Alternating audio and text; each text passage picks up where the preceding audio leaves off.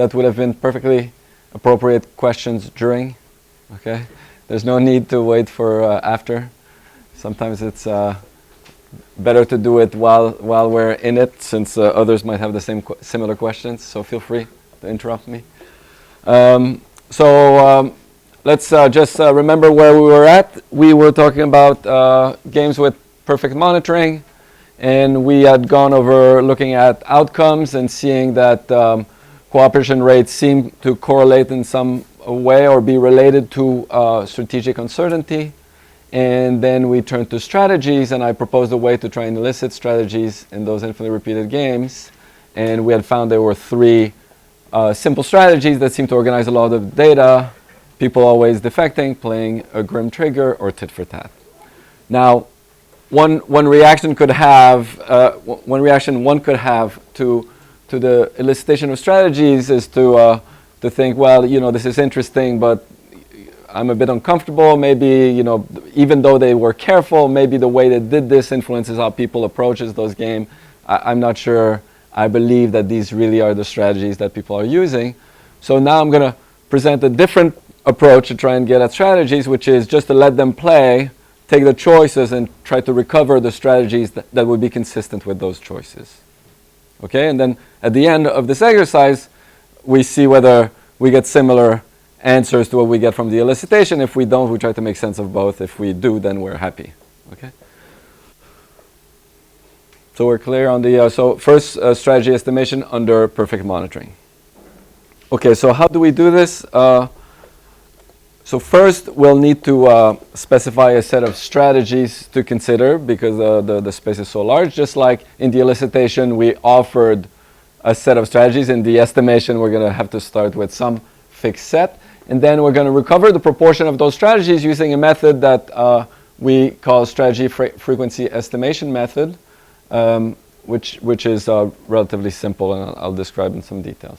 Essentially, it's a mixture model where we determine the fraction of each strategy from that set that we observe as consistent with the choices.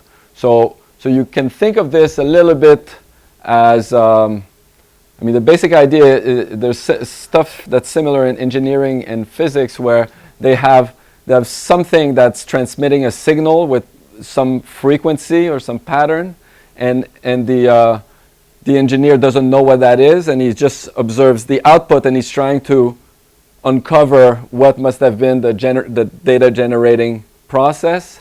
And so he's going to fit different functions and see which ones come closest, and the one that comes closest, you're going to say, aha, that's the one. This is similar to what we'll do, but we'll do it allowing for different types of data generating process, and we'll say something about, oh, this one is present in that proportion, that one is present in this proportion. Oops. Okay. So the basic model is going to be familiar to those who've studied limited dependent variable choices, like transportation choice.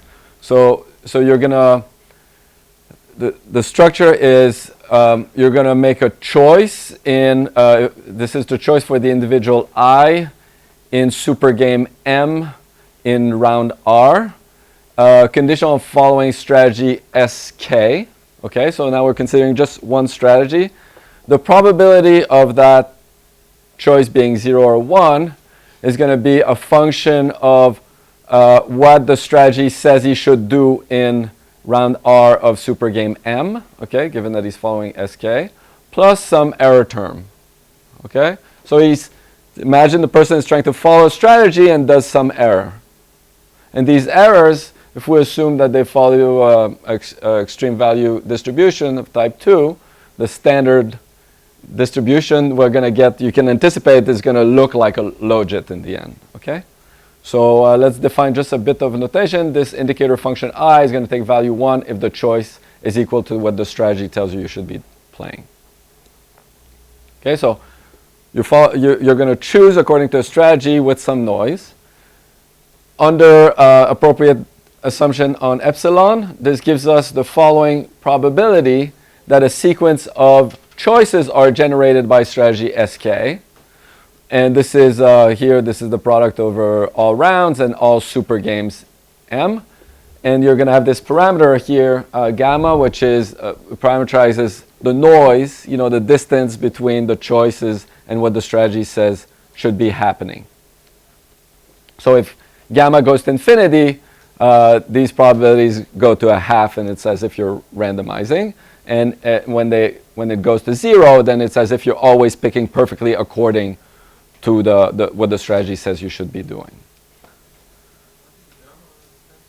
Gamma is a parameter of the noise epsilon, of the distribution of the noise epsilon. Okay, so the larger gamma, the more noise there is, the smaller, the less. We're going to, so this is for one strategy, SK. Now we want to allow for multiple strategy SKs, and so we're gonna allow this probability is the one given here. It's multiplied by the fraction, the weight that goes on this strategy, summed over all the strategies, and then this is the log likelihood over all the subjects. Okay? So the logic here, when we're going to go to estimation, is that if one strategy fits the data really well, this is going to put a lot of weight on it, because this is what's going to maximize the likelihood. If a strategy fits very poorly, then this is going to put very little weight on it, because it doesn't help the likelihood much. Okay? And the parameters of interest are going to be the phi k's and the gamma. Okay? So gamma is, in some sense, the quality of the fit, and the phi k's are the weights on every strategy. In the papers you read, often we'll report this variable beta instead of gamma just because it's easier to read, but it's not really, or it's easier to interpret, but it's not particularly important. Now, the way to think about what these phi k's are, I think there's two different ways you could see them. You could see them either as mixtures over these pure strategies that every subjects use. So you could think of, suppose I get phi k as 0.5 on grim and 0.5 on always defect, then you could think of it as subjects are mixing 50-50 over these two strategies. That would be one way to see what these weights represent. Another way, which I find slightly more appealing, is to think in the large, these are the proportion of subjects that use each of those strategies. About 50% of subjects are using always defect, and 50% are using grim. But Drew is grinning. You don't. Which part of this don't you like?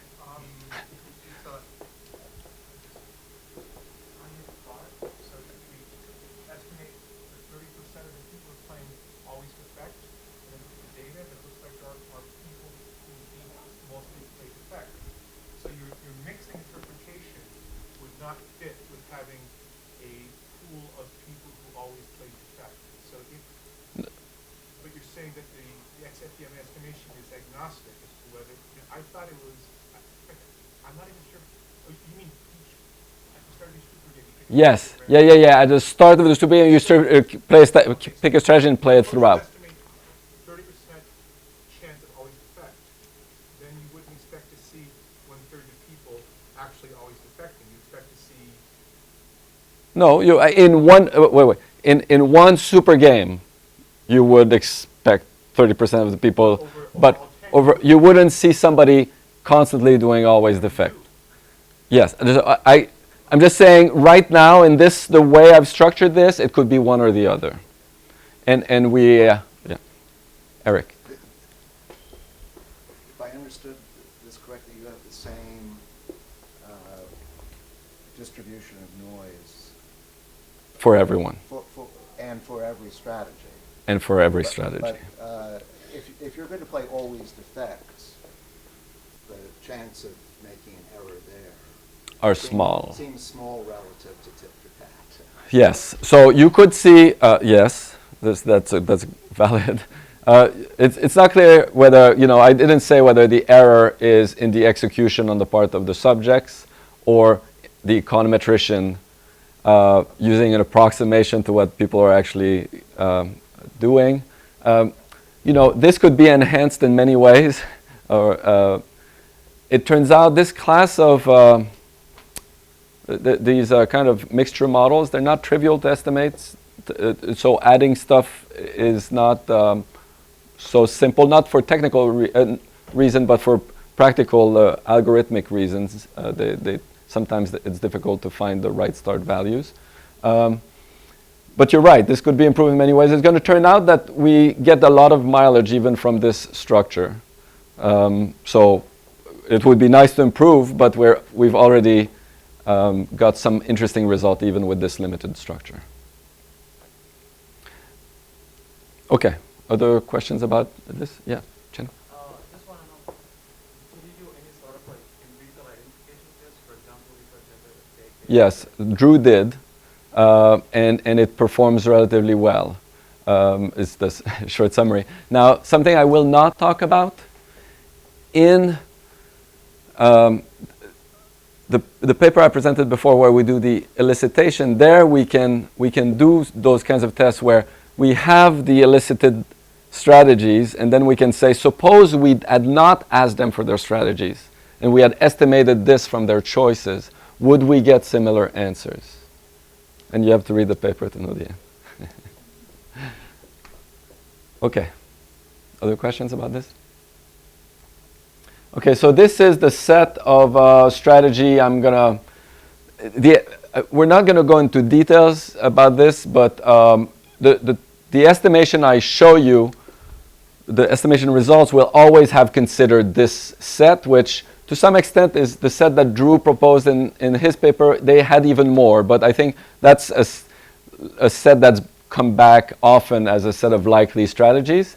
And I tried to express them. This is not the standard way to express the strategy, not the standard automaton, partly because I find some of these become very convoluted to explain using the automatons. This, I believe, is simpler. So let's just look at some of them, just so you know what's going in. There are the standard ones like Grimm and tit for tat, win, stay, lose, shift, which I explained the other day. But the ones that are new are, for instance, Grimm 2, you start in the reward phase. So here I noted, in the reward phase you should cooperate, in the punishment phase you should defect. Okay, so start in the reward phase, lead the reward if the omega here is the signal from the other one. If you receive a signal that the other defected twice in a row, and never leave the punishment if that happens. Okay? And similarly, Grimm 3 would be start in reward, leave the reward if you receive 3 consecutive bad signals, and then never leave the punishment. Whereas something like, let's say 2TF2T, okay, those are the name that Drew and his co-authors came up with, which are a bit confusing. You start in reward, you leave the reward if you receive a bad signal twice in a row, and then you leave the punishment if you receive a good signal twice in a row.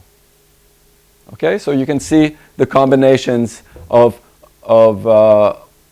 punishment, how you leave punishment, and how you go into punishment that varies. Okay, so now I'm going to take all the studies with perfect monitoring and a two-choice prisoner's dilemma, so they're easy to compare, that have done this estimation, okay, and these are the studies here, okay, there's something like 6 of them. And for each of them I separated into their various treatments, and there I show you the result, just listing the strategies that we observe in some significant proportion, okay, in one of these cases. And this is a bit of an overwhelming table, so let me try and break it down. First note that here, this is the paper I discussed last class. This is not estimation, this is the elicitation, okay? All the other ones are the estimation. What do we notice? First, always cooperate is, except for in some cases, overall is not super popular. And that in some sense is a good sign, because you could have imagined, I show you experiment, and I tell you, look, in infinitely repeated games, people cooperate. It's great, theory works. But really what's happening is that people are always cooperating. They're not using any of the logic of infinitely repeated games, none of the conditioning that should be going on. that would be a bit disparaging. Okay, that's not what's going on, it seems. The three strategies that we've talked about last class that were popular: always, defect, grim, and tit for tat. If you go down, you'll notice that indeed they are very often the most popular and cover most of the data. And there's another strategy that we see appearing regularly, although not necessarily as popular as these three, which is suspicious tit for tat. But this simple set of 5 strategies covers the vast majority of the data going across studies. Okay, so a very small set of strategies can explain, in some cases, 100% of the data.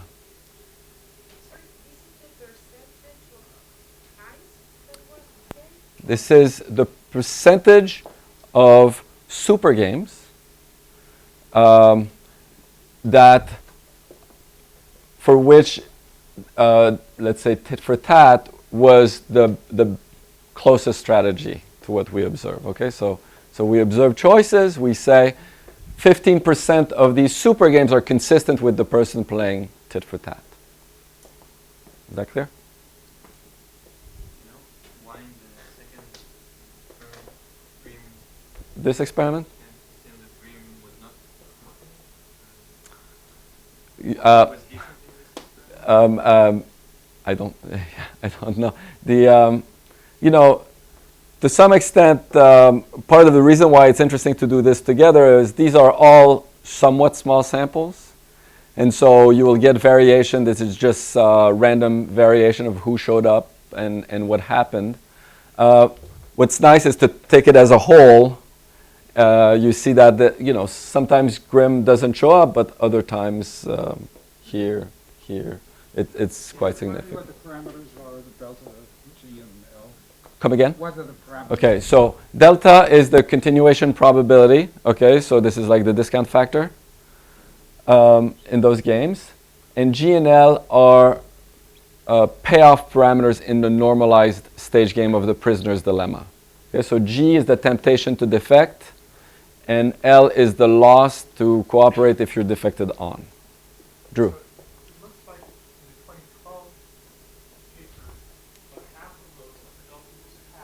This one? This one? Yes.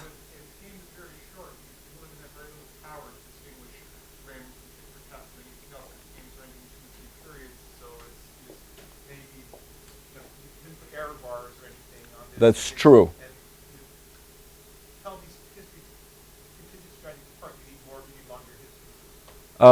So yes and no. It is true that if I had, especially in these cases, if you ask me, can you distinguish very precisely between tit for tat and grim, the answer would be no. However, if you ask me, can you distinguish between grim and tit for tat and other things, the answer would be yes. Sure, but well, yeah, but wait, but I want to speak to your observation about you need longer games.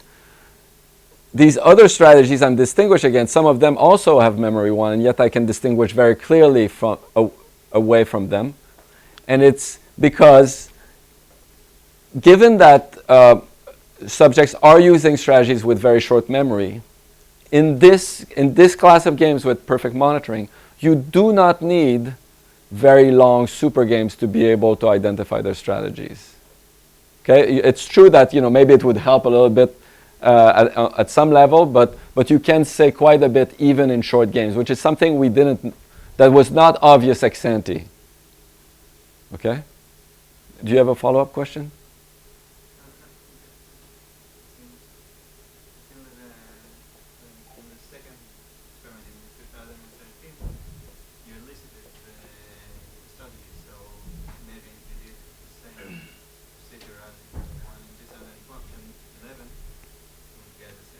No, we did the estimation on this, and we get similar results to these elicited ones. So I think this is 3 sessions per treatment. This is 3 sessions. You get qualitatively similar things, but there are differences that have to do with small samples. Okay, so I wouldn't make too much of the specific numbers. Yes.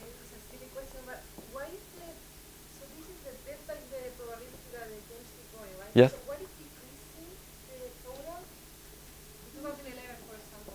Why is decreasing? Why it's decreasing? See, yeah, so I don't know if you cannot categorize some people in some. Oh, no, they are categorized. They're just not into one of these 5.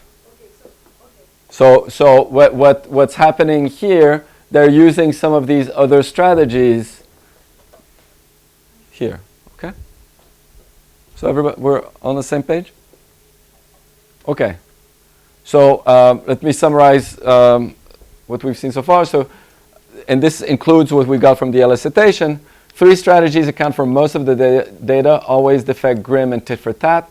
Therefore, subjects do use punishment to support cooperation, but punishments are not necessarily subgame perfect. Okay, so tit for tat is not a subgame perfect equilibrium strategy. Yes? This always true that this one class never subgame. I remember that for some. No, for some parameters it could be.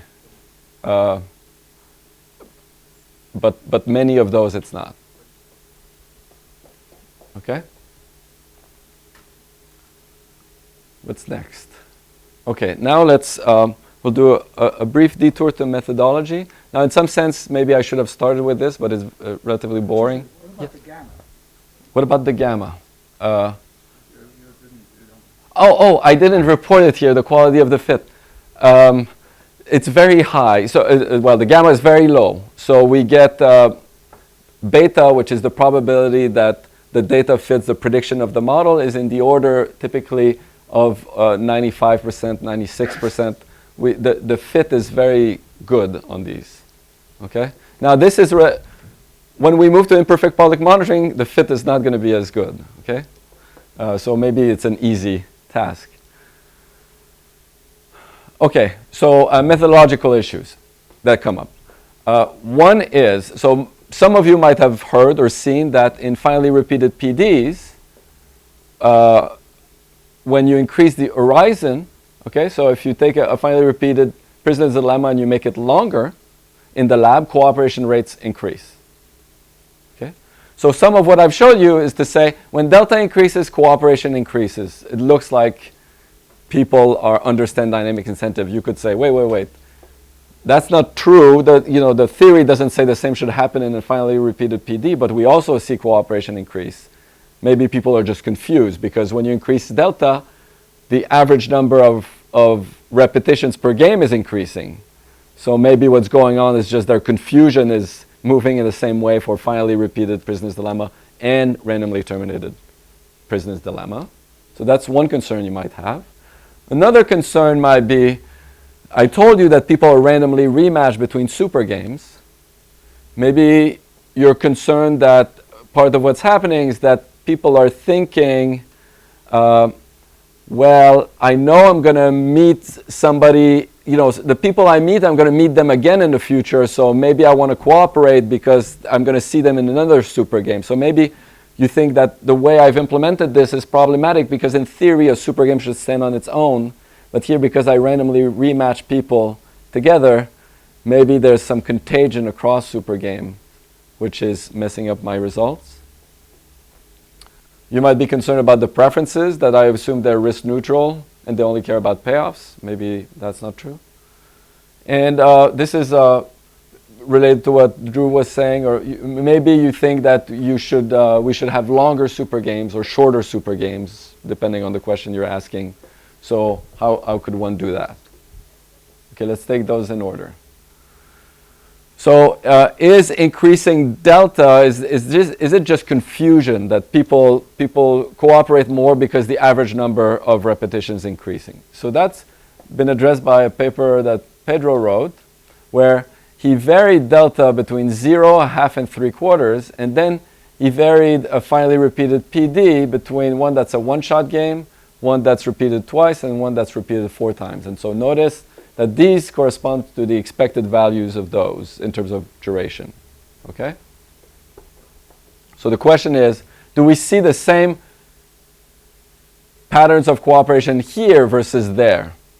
And if the answer is yes, then this would suggest it's not about repeated games. It's not about infinitely repeated games. It's not about that logic. So that's what he wants to do. Now, immediately one could say, well, wait, I'm not sure that these are good controls for that, because for this to be a good control for that, it assumes that people understand that when they're playing here, on average, they're going to play together for 4 times, and who knows, undergraduates at Brown, I don't know, maybe they don't know about expected length or something. Okay, so he did an experiment first where he incentivized people. He asked them for expected duration of interaction, and he incentivized them for their answer. If they got it right, they were paid more. And this is the red line tells you the answer for, in the case of delta equals a half, and the blue line in the case of 3/4. And you can see that some people get it wrong, but the mode is clearly at the right place. So people do understand that if you give them a discount of a continuation probability of 3/4, they're going to be together for on average 4 rounds. Okay? So these are reasonable controls for that. That's the first thing.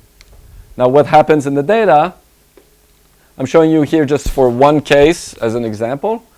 This is the cooperation rate in a super game as it unfolds, as you go through the rounds. And you can see the cooperation rates are higher when it's randomly terminated than when they're finally repeated. And it's true even from the start.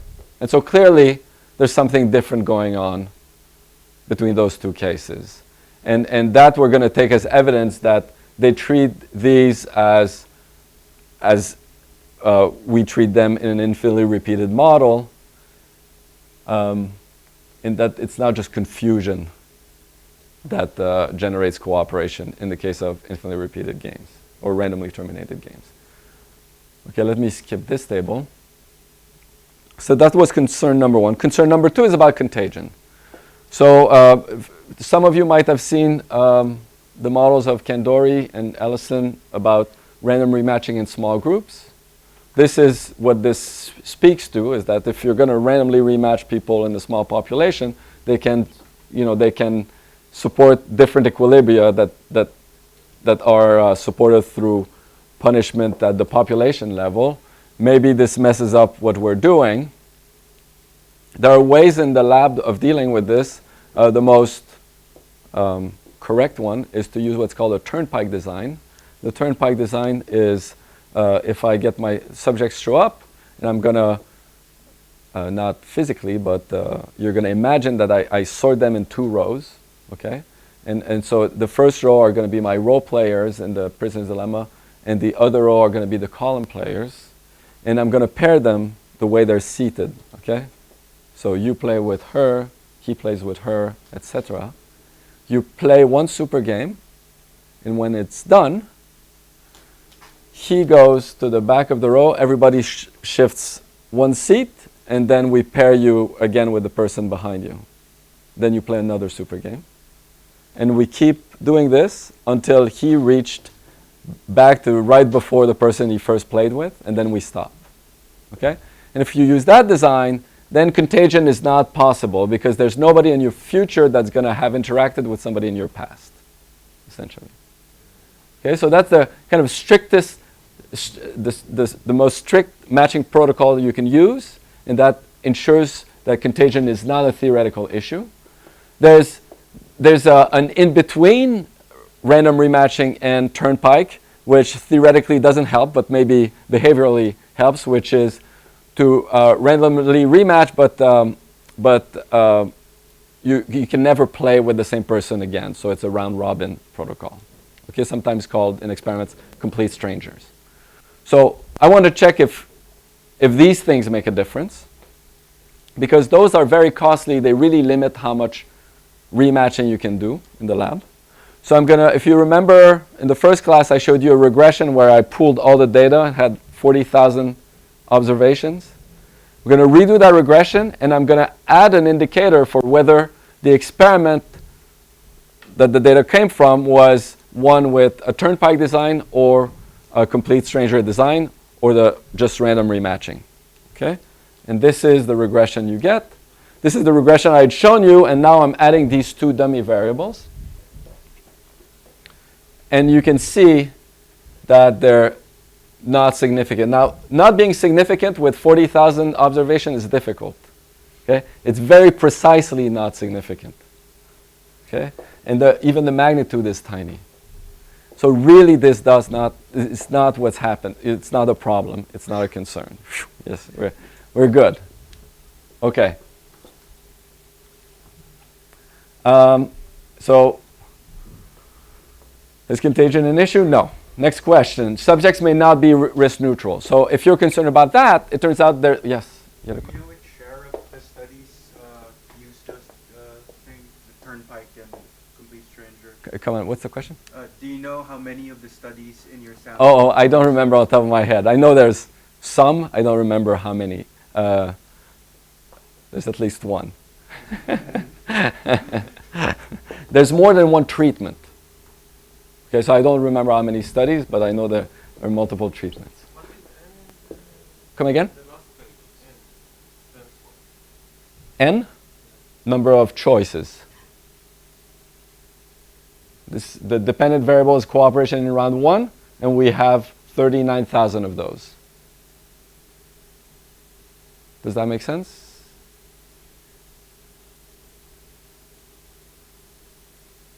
Maybe, maybe not, no. This is a regression.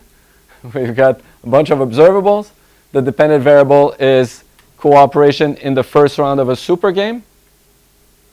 And I have 40,000 round 1 choices in my data set. What do you do about clustering and the fact that these aren't all independent? These are all very simple? Clustered standard errors in parentheses. It's clustered at the paper level, which is the broadest clustering we can do. Okay? How many layers? 2064. The contagion is depending on the number of layers. So, fine. I'm not saying it could be that theoretically contagion shouldn't happen because there's the room is too big.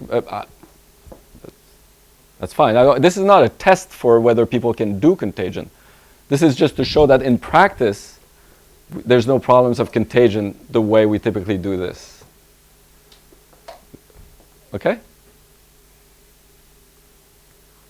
Okay, what about preferences? So you might be concerned about risk neutrality. It turns out Sherchuk and co-authors have a paper where they show that if you're really concerned about risk neutrality, or if you think people are not risk neutral, and so you would want to make sure that there's a better fit between the theory and the implementation, you can do the experiments just the way I've described, but instead of paying subjects for all decisions, you pay them only for the last decision. And if you do this, then it does not matter what their risk attitudes are. You can derive everything as if they're risk neutral, and it's going to match your implementation to the model. So what they show in their paper is that suppose you compute your delta for the subgame for the condition to be given your payoff parameters, you're computing what delta is the critical delta for subgame perfection. If people are not risk neutral, that delta is not going to be the right one, that critical delta. If you had paid your subjects only in the last round of every super game, then that delta would be the right critical delta,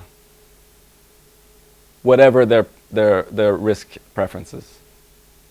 Okay?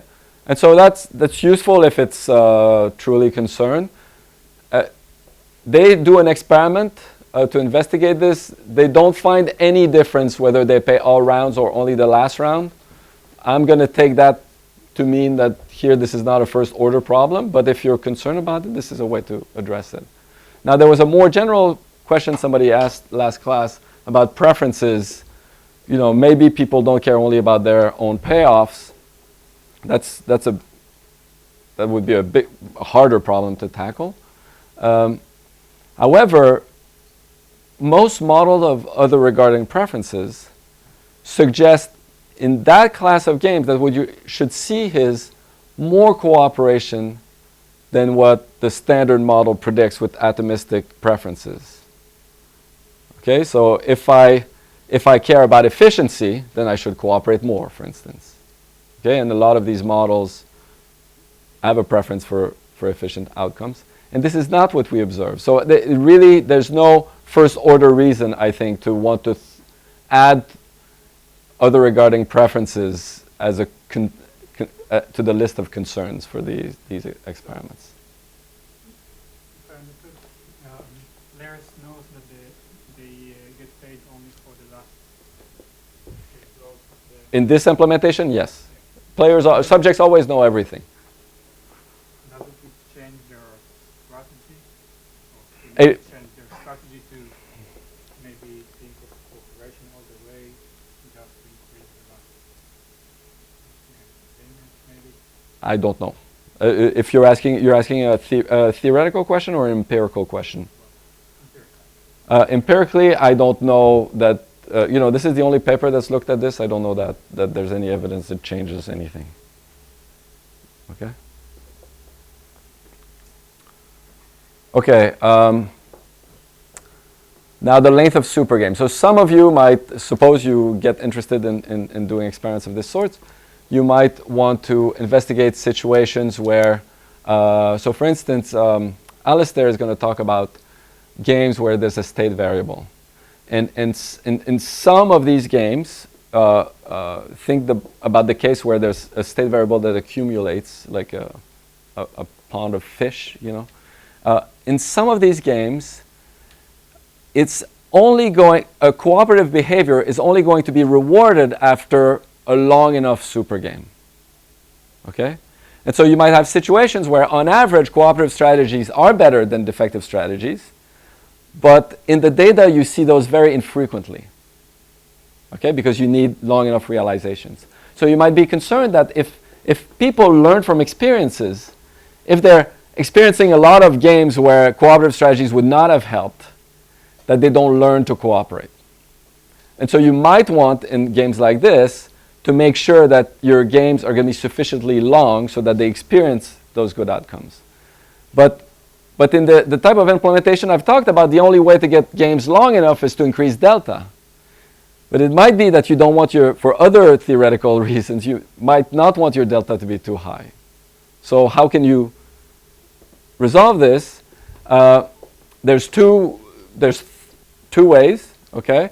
One would be that they're going to play X rounds for sure.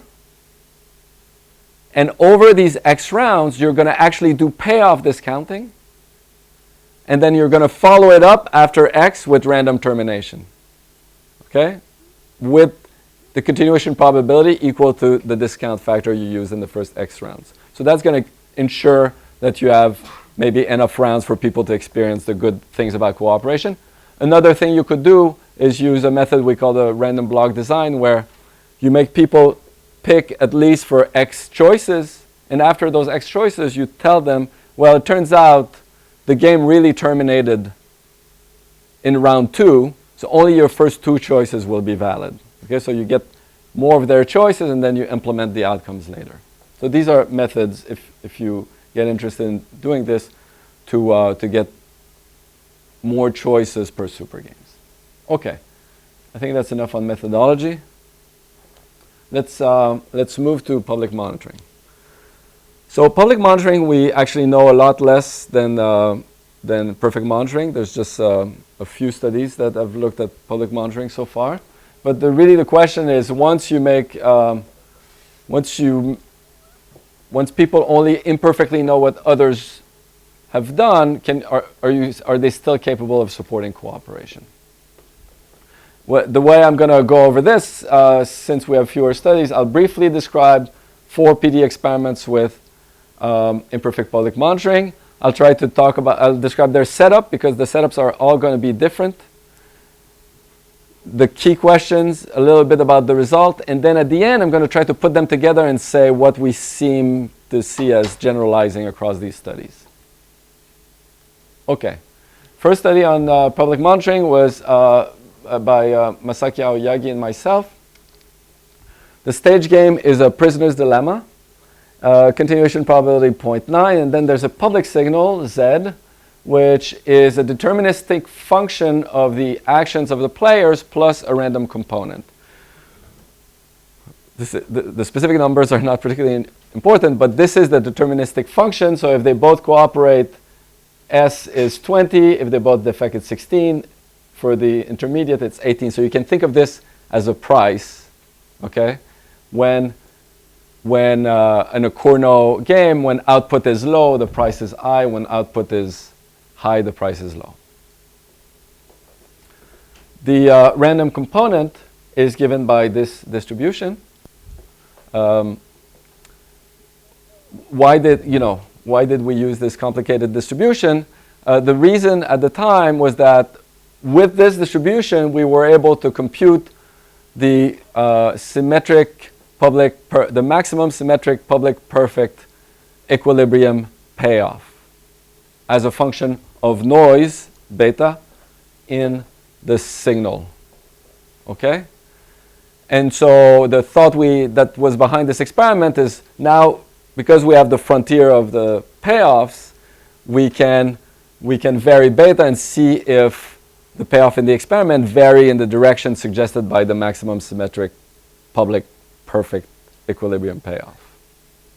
Okay? That was the idea. Now you can imagine experimentally this is probably not the best. Having to explain this to subjects is a bit difficult. But you can judge from the results whether we succeeded in getting them to understand what this is about. So subjects are going to observe Z after each choice. Z is a function of this deterministic function plus this random function which depends on beta. So beta is the noise in the public signal. What we show in the paper is that, let's denote the maximum symmetric equilibrium, a public perfect equilibrium payoff by V star, and this is beta.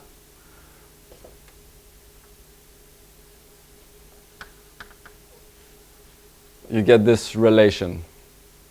Okay, so this is, suppose it's normalized to 0, 1, so that 1 means you're always cooperating. When there's no noise, in theory you could cooperate all the time. When there's a lot of noise, you're back to the one-shot outcome. And then we showed that this has to be decreasing as noise increase. Okay, and so the idea was to do an experiment where you vary beta and you see if indeed the average payoffs follow this pattern. Okay, so these are the questions we tackle. Does the prediction of the maximum symmetric public perfect equilibrium payoff decrease with beta? And identify what strategies subjects use and how it changes with the environment. So this is the data. Here you have the super games on this axis and the frequency of cooperation on that axis. Each line is a different treatment. This line is perfect monitoring. This line is one-shot games. Okay, so you can think of this as this is the best you can hope for and this is the worst. This is a little bit of noise, a little more noise, and a lot of noise. In theory, you should be able to support cooperation in these 3 treatments, and you should not be able to support any cooperation in this treatment, okay, given the beta we used. What you can see is that indeed we get something like this relation that I drew here, namely that cooperation rates decrease with the noise in the public signal, and when it's high enough, you're doing no better than you can do in a one-shot game. Okay? So that's, to summarize the findings, data moves in the direction predicted by the maximum symmetric public perfect equilibrium. In that paper, we proposed a method which is different from the one I talked about today to recover the strategies. Now, why is it different? Well, it's different partly just because this came before, but also here you have a continuous public signal. And you from the method I described, it's really hard to think about how you would allow for a continuous public signal in the estimation. So I won't go into the details of this estimation, but I'll just give you an outline of what we do in case you're interested in doing something similar.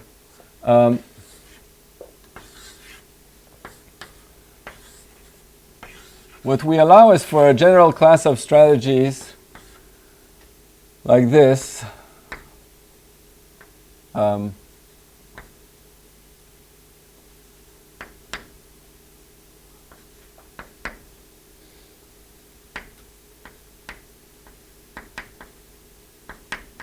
I'm sorry, my handwriting is not as good as Johannes.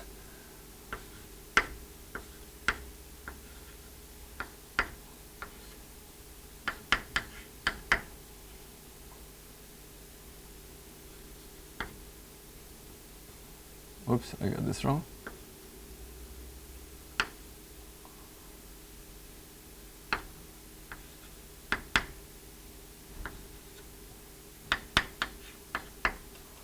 Okay, what is this?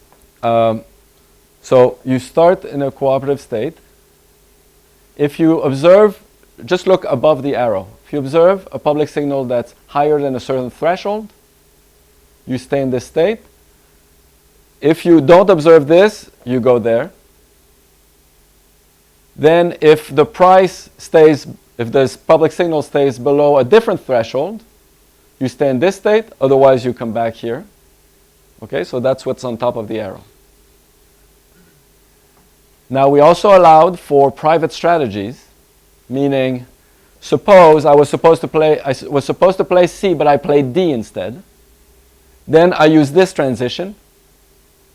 If the public signal is greater than a different threshold, then I stay here. Otherwise I transit there. And the same for this transition here. Okay? And then you can imagine, I'm not going to go into the details, but what we're doing is we're recovering econometrically A and B and C and D. And notice here I have this, this additional variable. That's going to be an individual specific term, which we're going to assume as a certain distribution that's going to allow us to allow for heterogeneity in the population. Okay? It also means that this is going to nest, even though on average we might have some finite, values for A, B, C, and D. For someone could have a nu high enough or low enough that he's always defecting or always cooperating. So it does allow for quite a range of stuff. In the original, actually, we had an even more general structure, but that's the one we ended up with. And one thing that's interesting is that in the end, we find that the strategy that fits the data best in all treatments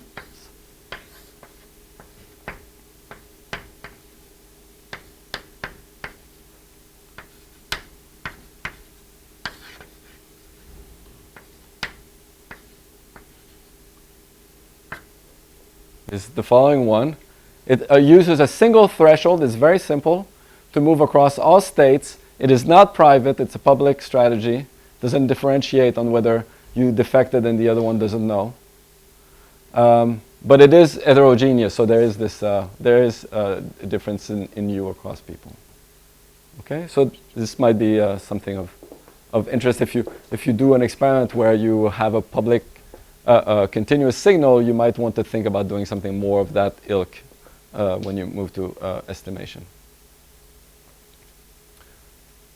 Notice also that it's kind of interesting that we find that people use public strategies, because that's an assumption of the model, but it's not obvious.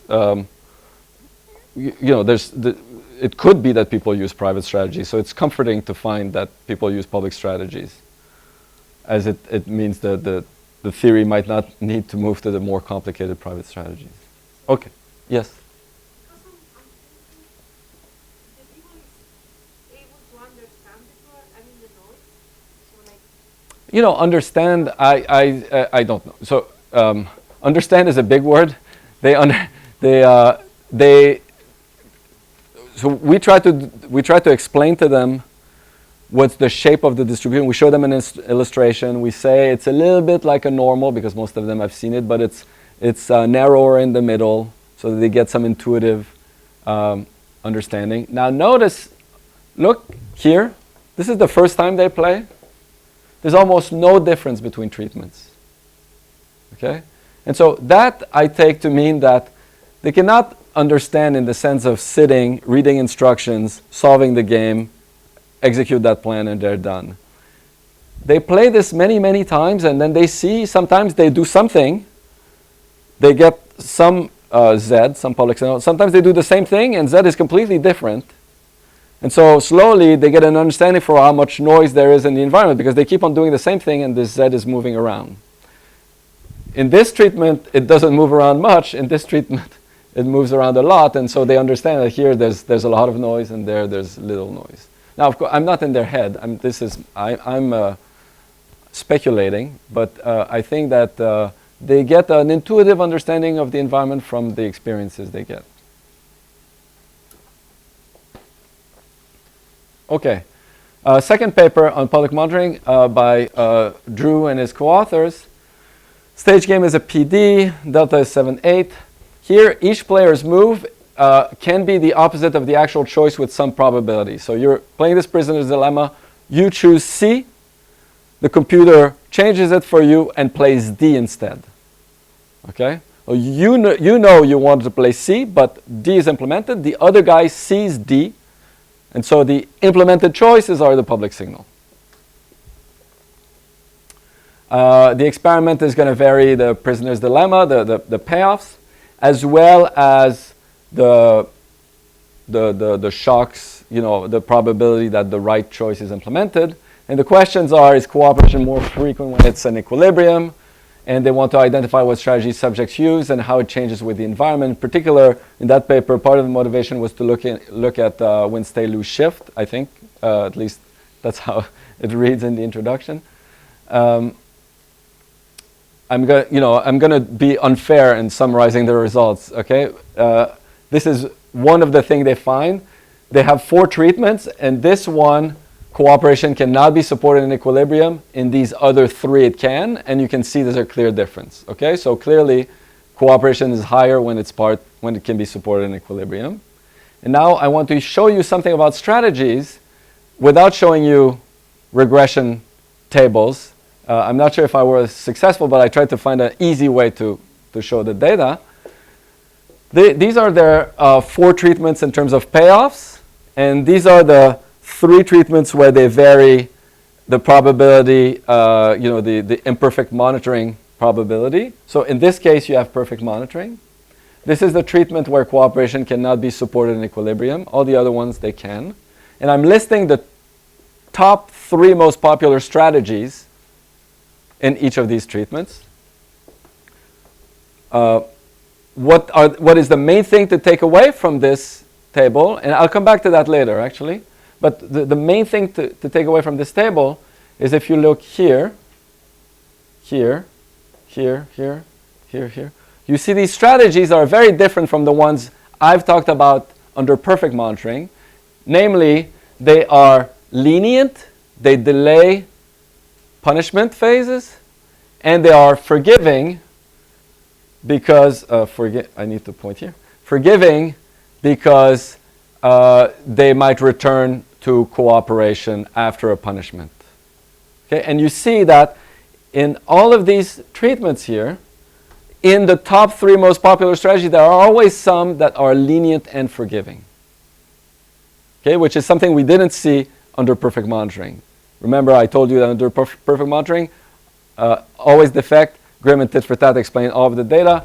Now, tit for tat is forgiving, but certainly it's not lenient. And here we see many more variations of these strategies.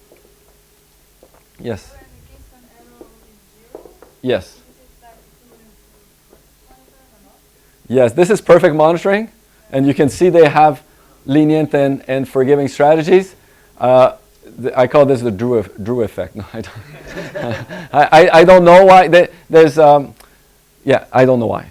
Okay, but if my stories fit everything perfectly, maybe it's suspicious. So this is truth in advertising.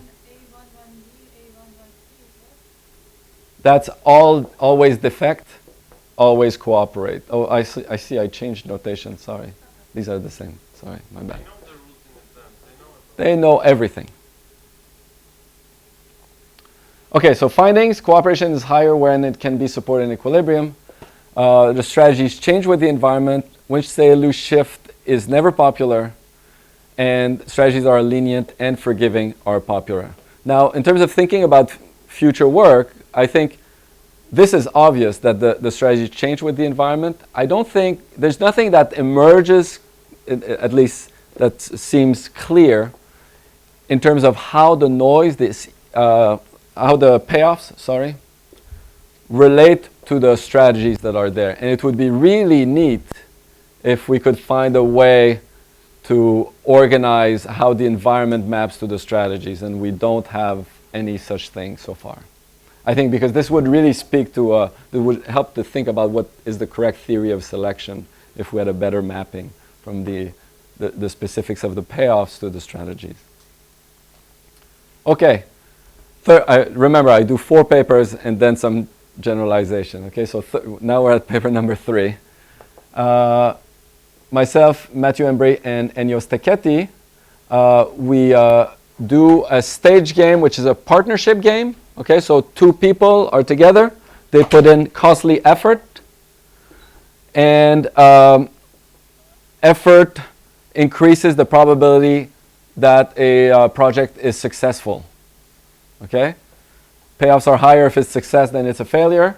All you observe is whether the project was a success or a failure. You don't see the effort that your partner put in. So an expectation is a prisoner's dilemma.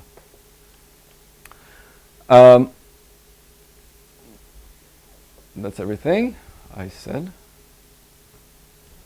Okay, what we do in this experiment is to vary the scope for renegotiation proofness via the number of choices. Now, nobody has talked about renegotiation proofness so far, so I'll just give kind of an intuitive version of renegotiation proofness. Some of the equilibria that people have discussed, like Eric, some of them in certain situations require that to support the good payoff, you employ punishments that are pretty bad. They're bad enough that if we were to end up in those punishments, we would want to tell the other guy, look, this is really no fun. We're not doing so well. Why don't we do something else instead? Restart this relation and do something better. We'd want to renegotiate away from those punishments. And that, you might think that means those punishments are not very credible, and so you would think that you can't really use them to support these great payoffs. Okay? So you can focus on a subset of equilibria which are renegotiation proof. There are different versions of renegotiation proofness, but essentially those, when you're punishing, you wouldn't want to renegotiate away from the punishments. Okay? So this is popular with some people, one of them being this guy. And so we wanted to see, can we see this happening in the lab? And the way we do this is we're going to have one game with 2 choices, okay, 2 effort choices, where renegotiation proofness gives you the same thing as just the maximum equilibrium payoffs. And then we're going to have another game where we introduce a 3rd choice, and now renegotiation proofness is going to tell you can no longer support the high effort choice. You'd always want to renegotiate away. The best you can do is support the medium effort choice. Okay, so and that's the question we're going to look at, and we're going to try to look for strategies as well. Now, this looks overwhelming, but it's going to be easy to summarize. Okay, so in this game, there's going to be, in one case, 2 effort choices, high and low. In the other case, high, medium, and low. In the case where it's high and low, renegotiation proofness says you can support high effort. In the case where it's high, medium, and low, renegotiation proofness says you can only support medium. We use 2 different payoffs table. Okay, payoffs A and B. 2 means 2 action. 3 means 3 action. 2 action, 3 actions. Okay, and here, this is for round 1, and this is all other rounds. We're listing the frequency of these choices across treatments. The thing to observe is that, so middle can only be picked in the case with 3 choices, never with 2 choices.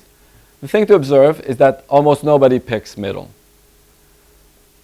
The frequency of high choices is very similar across the 2-choice and the 3-choice treatments. And what that tells us is that, at least in this experiment, renegotiation proofness has very little predictive power. Okay? People do not seem to care about renegotiation concerns, at least in this environment.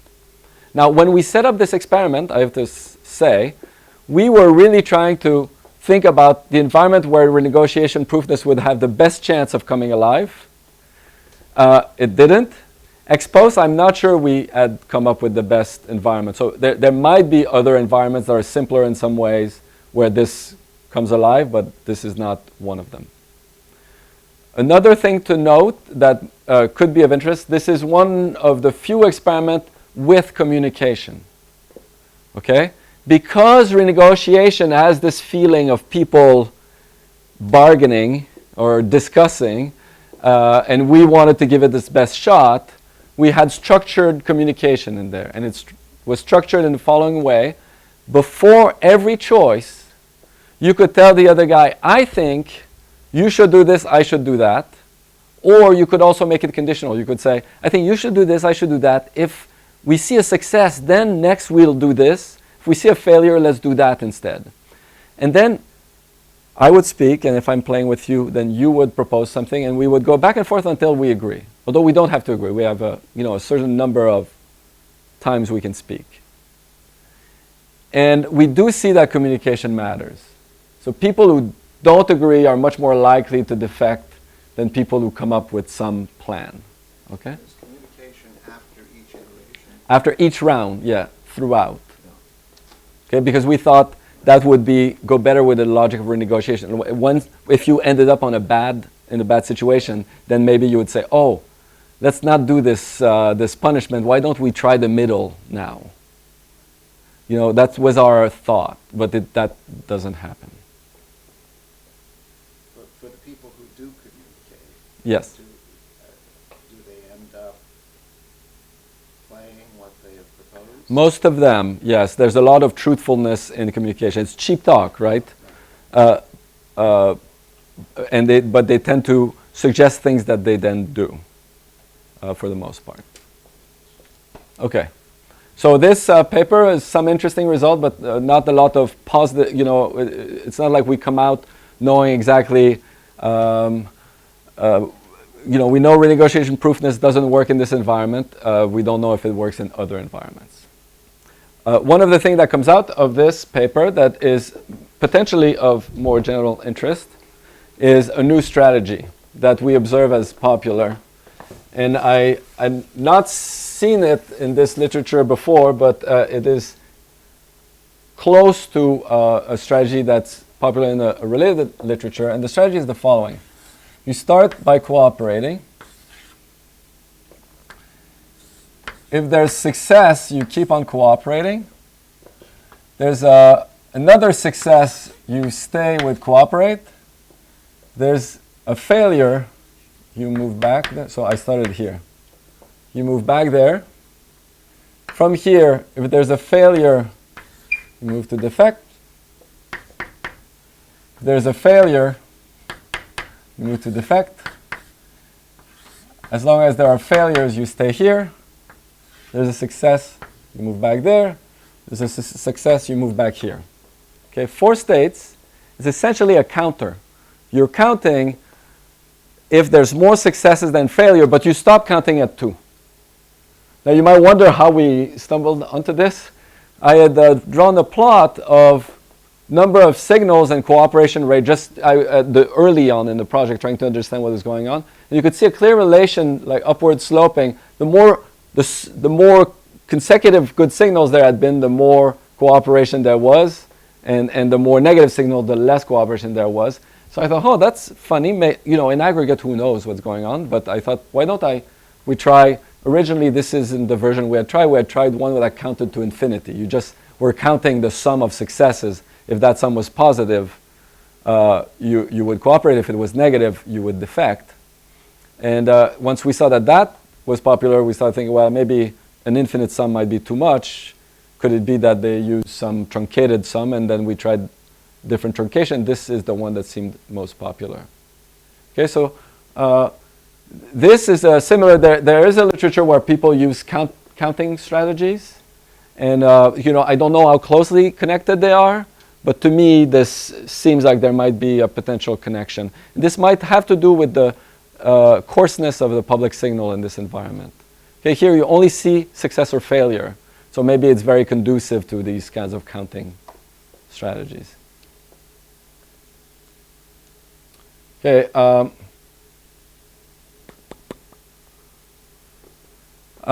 Fourth paper. Why don't I skip this one? Okay. And let's move to trying to aggregate what we've seen so far. Okay. So public monitoring, we've seen many forms. They can be implemented in many ways.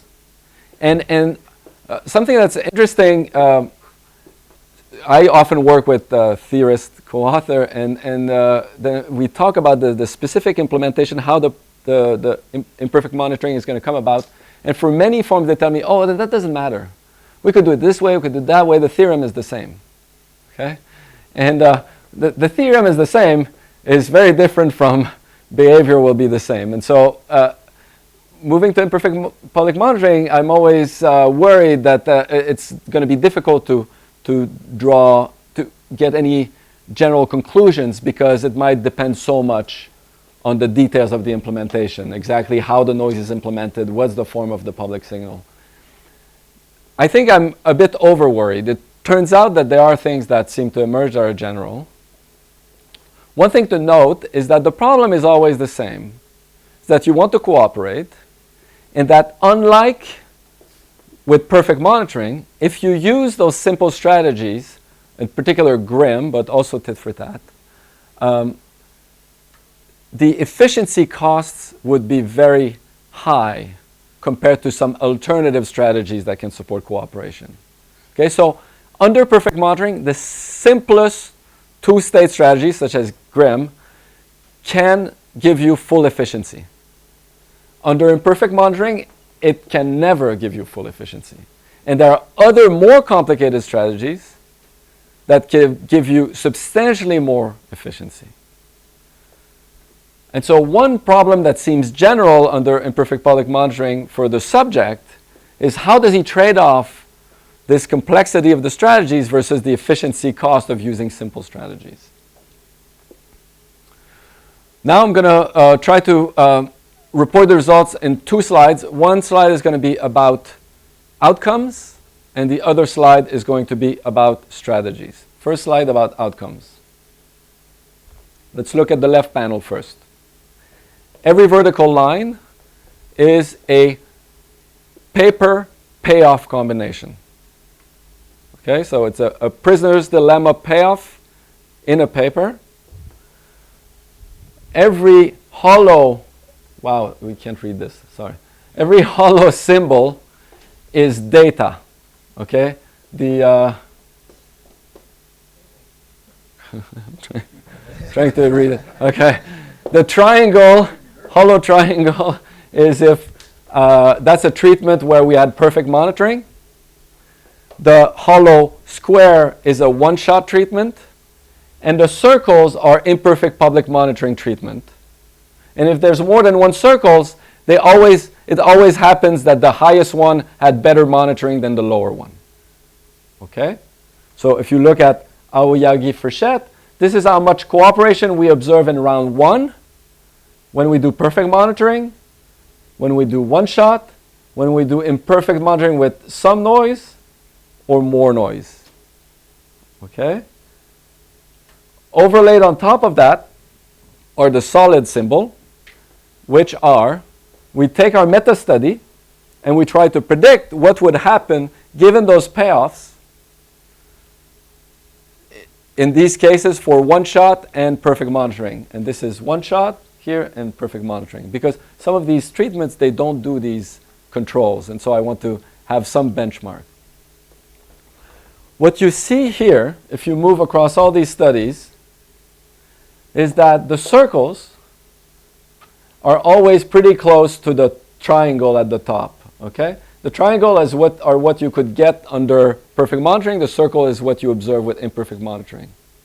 Sometimes actually the circles are above the triangle. What that tells you is that people are just as likely to try and cooperate under imperfect monitoring as they are under perfect monitoring. Okay, which is not, that's not obvious that you would have found this, okay? Now in theory that's perfectly consistent with the theory that in round one you can, if I can support some cooperation under imperfect monitoring, in most of these treatments it means you can support 100% cooperation in round one under imperfect monitoring. So this is perfectly consistent with the theory. Now move here. The graph is constructed the same way, but what I'm showing you is the joint last round cooperation rate. Okay? And you can see some treatments like these that I drew, where the circle is really close to the triangle. That tells you that in this treatment of Drew, even though there's imperfect monitoring, people were just as successful as supporting cooperation in the long run, because this is the last round, as you would have predicted in a perfect monitoring environment. Okay? So sometimes people not only can start by trying to cooperate, they are successful at maintaining cooperation despite imperfect monitoring. Now in other papers, like this one, the circle is way, way below the triangle, really close to the square. And that tells you that even though people here tried to cooperate, they can't sustain it, and it falls apart. Okay? And so what we make of this is that one general finding seems to be that people are perfectly willing and do attempt to cooperate despite imperfect monitoring, but that their ability to sustain cooperation is a function of the details of the environment, be it, and it's not clear whether it's the monitoring technology or the payoffs, but some environments it's easier than others to sustain. Yes, Drew? So it's a different spin on the same data. This depends on how you do 40% cooperation. This one that is, oh look, it's in great noise, we're doing just as much cooperation as without noise. But you could also say, or even without noise, you weren't doing so well. So you wouldn't expect 100%. You might have hoped 70%, 80%, 40%. So 40%, yes, the success is not going to zero, but it's not. I'm an optimist. Yeah, how full have been. I just wanted to. Yes, sure. Sure. Yes, it depends what you think is. I use. So you're saying that in some environments, even under perfect monitoring, we get very little cooperation. Not so much. If you start with the perfect monitoring environment for less than half cooperation last round, maybe it's easier with the noise case to come close to that. Whereas in your case, there's a big gap. Perfect monitoring is doing much better. So I don't know how to think about it. Yeah, I don't know. And so one thing I've never checked, for instance, but something I'm going to on the fly say that might be incorrect, is that even though, that the distance between what you can get in the one shot and what you can get with perfect monitoring, even though the point here is changing across these cases, the distance might be more constant. That the scope for repeated interactions to help is over and above whatever they do in the one-shot game in that case. But that doesn't directly answer what you're saying. Okay, so this is just repeating what I said. Now what about strategies? So I think the single most useful and insightful thing that came out of imperfect public monitoring is actually this this idea that Drew and his co-author suggested to consider these strategies in terms of leniency and forgiveness. And it's been useful because these strategies, they differ in so many ways. You don't even know where to start.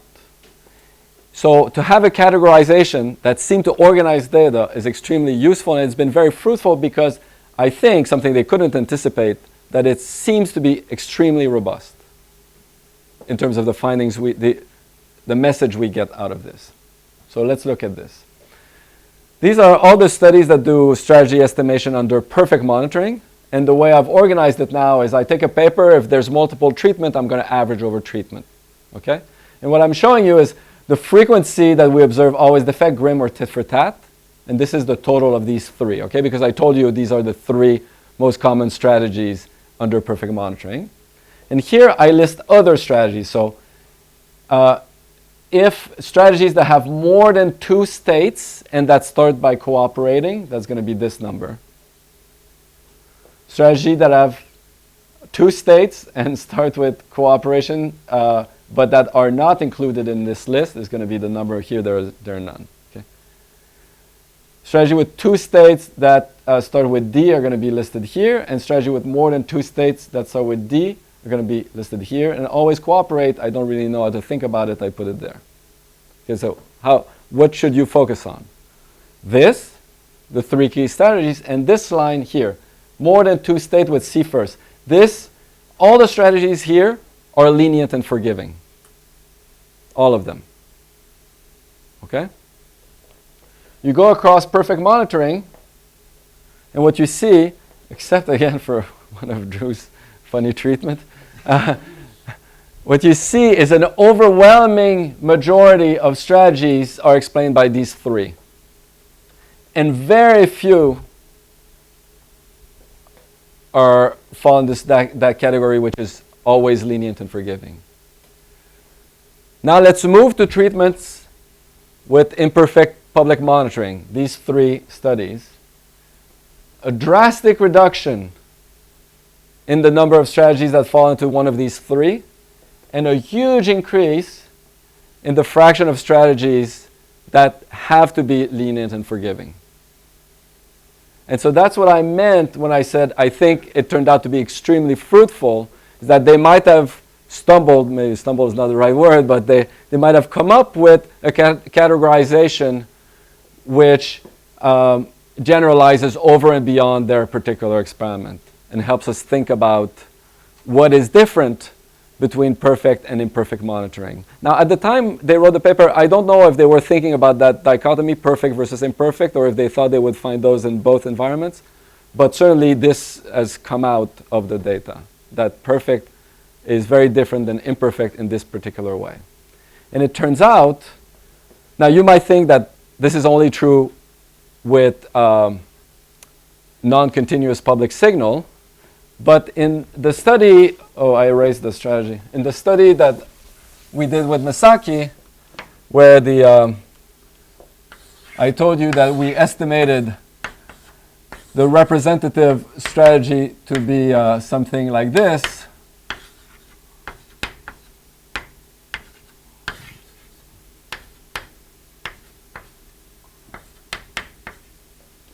When we moved across treatments where we increased beta, okay, so monitoring was getting worse, the estimated A is falling.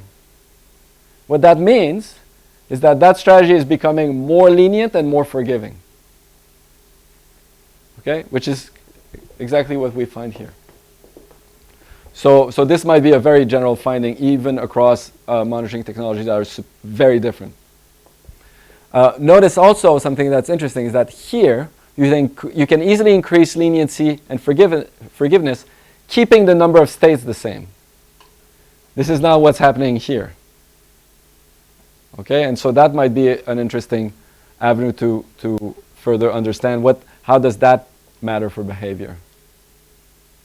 Okay, so imperfect public monitoring results in subjects using more forgiving and lenient strategies. So let's summarize the key results from public monitoring. Subjects attempt to cooperate even when monitoring is imperfect. Some environments more difficult to sustain than others. Strategies are more complex, in particular more lenient and more forgiving. And because subjects attempt to cooperate at similar rates to perfect monitoring and strategies change, the net effect on payoff is unclear. So note, the first study I showed you by Masaki and myself found decreasing payoff as monitoring got worse. This turns out not to be general. Because people change their strategies, in some environments, average payoffs are stable as you make imperfect monitoring worse. Okay? Private monitoring in 10 minutes, 7 minutes. Okay? Private monitoring, there's essentially one paper. Okay, so in that sense, it's going to be fast. But it requires a bit of setup. So supporting cooperation under private monitoring is substantially harder. Okay? There's a lot of very smart people, including some in this room, that work very hard at showing what can be done and what can't be done. And we know a lot less. Okay? Now, in terms of experiment, the challenge to study private monitoring is how could we, so first, because we have less theory to guide our data analysis, what we want to do is to use other treatments that we think we understand better. And so the way we designed this is to have an environment with perfect monitoring, one with imperfect public, and then one with imperfect private. Because at least we can compare the private case to these two other cases we understand better to try and understand what's going on. The challenge is how do you move across these information structure without changing too many things. So the way we've done this is with this game, which is a prisoner's dilemma, but where your payoffs are determined this way. Your choice is here, and what's there is the signal you receive of the choice of the other. And the choice of the other, the signal you receive of the choice of the other is only imperfectly related to his actual choice. Okay? So with probability 90%, omega is going to be correctly representing the choice of the other. If you receive a C, the person actually cooperated. And with probability 10%, it's going to be wrong. Your payoff is a function of the signal and your choice. So that if both players are cooperating, they're still facing a lottery because the signals are random. Okay? In the case of private monitoring, all you're told is omega I. So you receive the signal of the other. You don't know what signal he received of your choice. Under public monitoring, you receive the signal of what the other did, and you know what signal he saw of your action. So you know if he's been misinformed. So those are the expected payoffs? No. These are the stage game payoff. The expected are going to be 46 times 0.9 plus 8 times 0.1. I'll show you in the next slide, I think. No, in 2 slides. Under perfect monitoring, you know exactly what the other did, but because we wanted to keep the equivalence, we modified the perfect monitoring treatment so that for each choice pair you face a lottery over 2 values, and this is the stage game. Okay, that's the game you wanted. Okay, so now the stage game you're facing under perfect monitoring is the same as the one you're facing under public and private monitoring. And so the only difference between the treatments is the feedback you receive about what the others did. Okay, so we do delta equals 0.9, and the probability of receiving the correct signal is 0.9. In theory, you can support cooperation in all of these treatments to some extent. So this, I'm going to show you just 2 pieces of result about this. The first one should be surprising.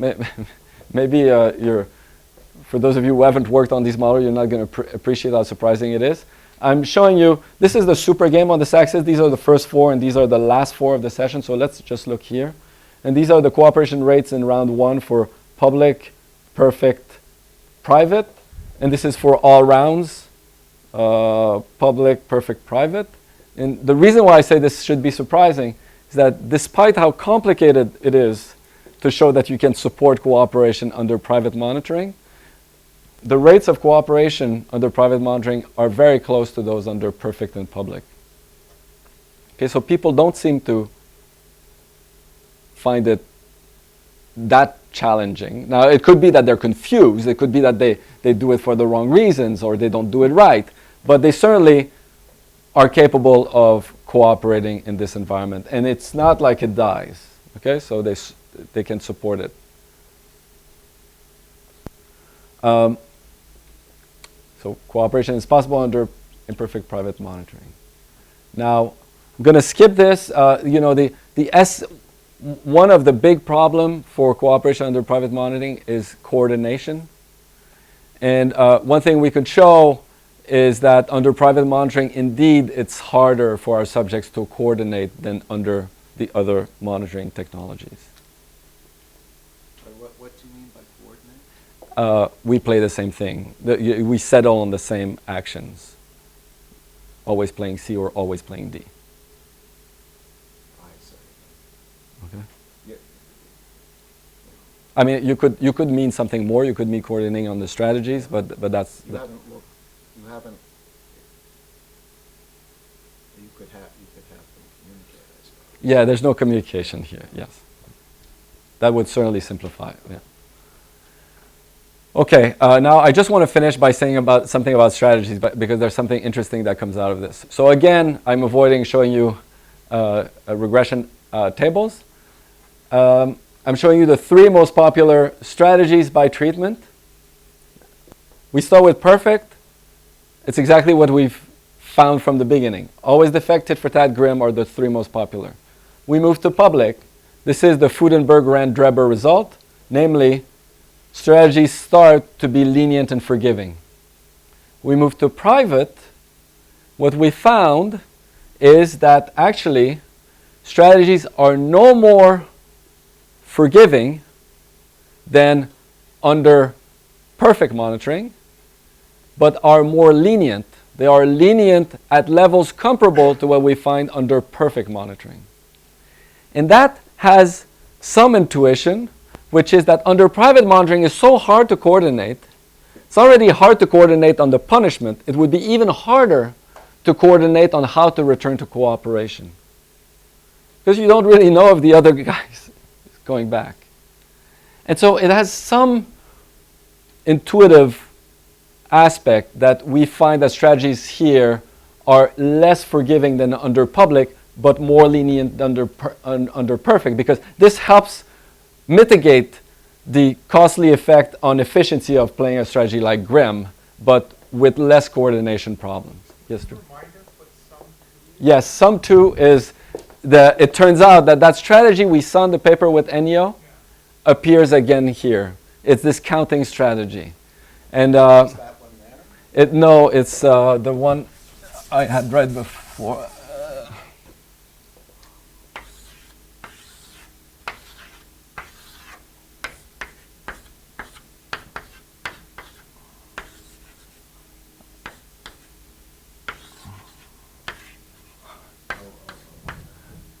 Wait, almost there.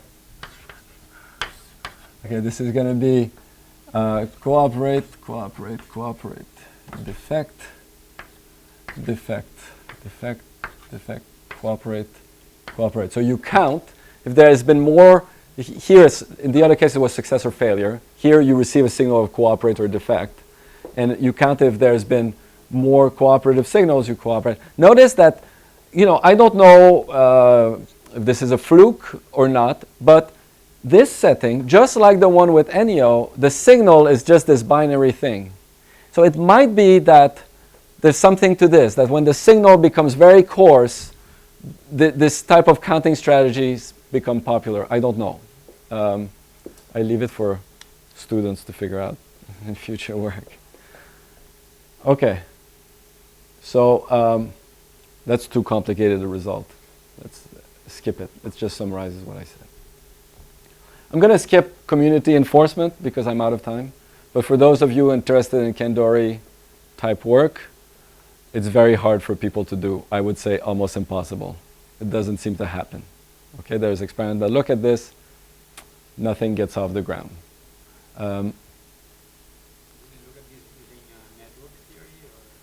No, just random rematching in small groups. So, to finish, subjects do use dynamic incentives. The environment matters, and here environment I use loosely. There's a lot, payoffs, monitoring technology, etc. Strategy choices vary with monitoring as well as the parameters of the game, and we don't yet have a good understanding of exactly what strategies emerge as a function of the environment. Experience is very important. And so I think for those of you interested in experiments, this is a very good areas to get in. There's a lot of questions left. Alastair will talk to you about new work that goes beyond the simple setting that I'm looking at where you have state variables. There's a lot still to answer even in a simple setting. There's even more if you go to more complicated setting. That's it.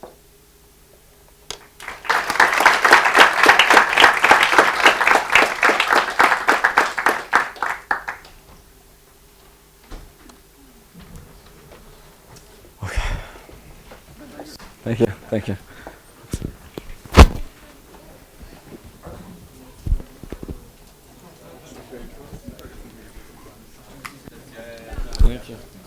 Thank you.